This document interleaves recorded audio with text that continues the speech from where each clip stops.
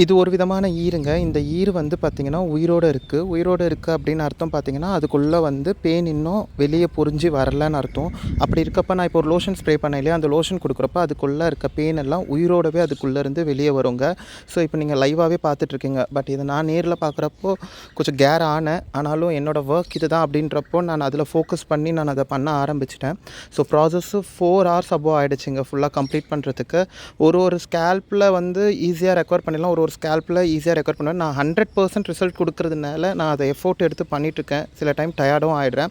So full finish பண்ணுறப்போ என்ன ஆகிடுச்சு, ஒரு பெயின் அதுக்குள்ளேருந்து நைஸாக வெளியே வர ஆரம்பிச்சிச்சு பார்த்தோம். அதை பார்த்துட்டு ஓகே ஃபுல்லாக க்ளீன் பண்ணி கொடுக்கலான்னு சொல்லிவிட்டு வாஷ் எல்லாம் பண்ணிவிட்டு அதை ஹெர்பலாக ட்ரீட் பண்ணுறதுக்கான ப்ரோட்டீன் பேக்ஸும் நாங்கள் கொடுத்துட்டு அதுக்கப்புறம் வாஷ் பண்ணிவிட்டேன். இப்போ அவங்க ஹேர் பாருங்கள் எப்படி இருக்குன்னுட்டு. உங்களுக்கு என் மேலே ஹோப் இருந்து என்கிட்ட வந்து பண்ணிக்கணும்னு ஆசைப்பட்டிங்கன்னா வாட்ஸ்அப்பில் மெசேஜ் பண்ணுங்கள். கண்டிப்பாக நான் ரிப்ளை பண்ணுறேன். ஏன்னா கண்டினியூஸாக ஃபோன் கால் அட்டன் பண்ண முடியல. தேங்க்யூ.